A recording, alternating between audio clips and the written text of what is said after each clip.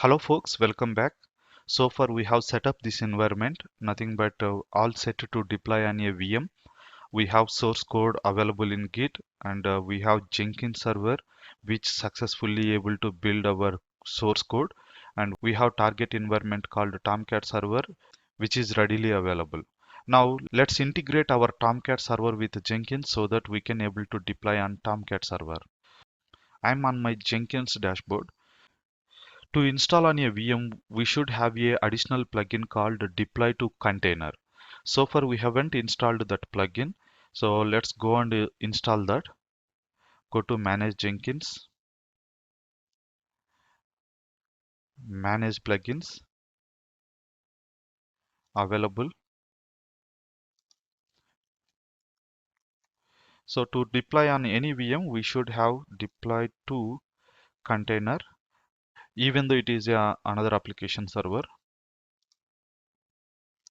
So I'm installing deploy to container plugin. Right, it's installed successfully. Go back to Jenkins homepage.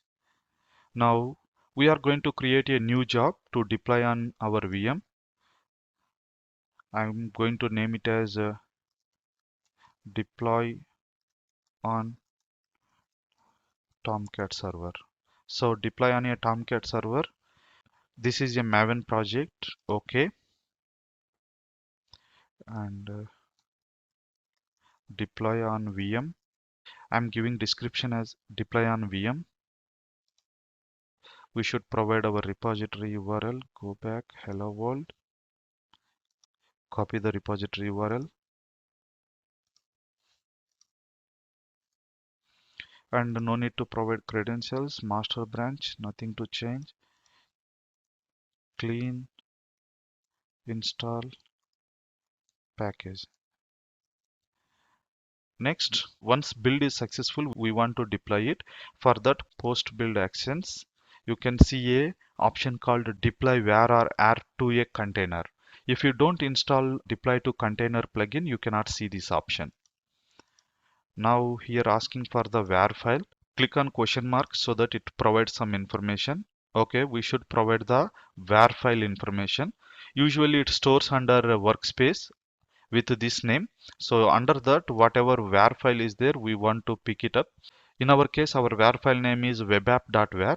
If you are not clear about your var file name, you can just provide the */*star.var so that it picks up whatever var file it creates under this folder.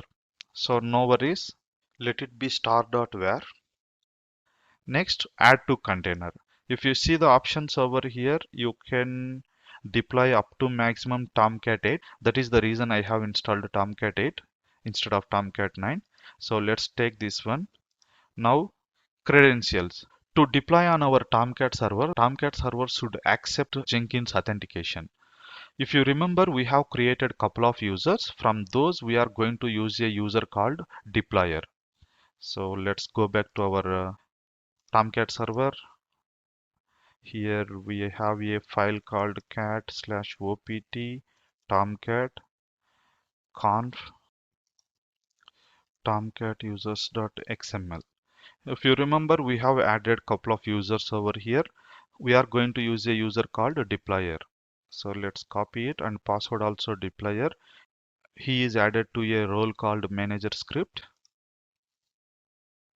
So add Jenkins username and password also same. ID I will give deployer user. Description user to deploy on Tomcat VM. Add, and we are choosing this user, and Tomcat URL, our server is this one. This is our Tomcat server URL. Go back here and provide it. So now apply the changes, save it. Now we have created a job called deploy on Tomcat server. Whenever we execute this job, it is going to copy var file onto target Tomcat server, and while doing that one, it authenticates by using deployer user. So everything is set, and on Tomcat server, usually the default location is web app. Let's go and see that. So go inside to slash opt tomcat. Here we have a directory called web apps, and ls minus l if I give. Here we have default tomcat application. So that is what we are accessing from the browser. Now whenever we run the job, it is going to copy var file into this location. Okay, so let's go and execute our job. Build now. Hopefully it gets success. Open the console output. We'll wait until it gets complete.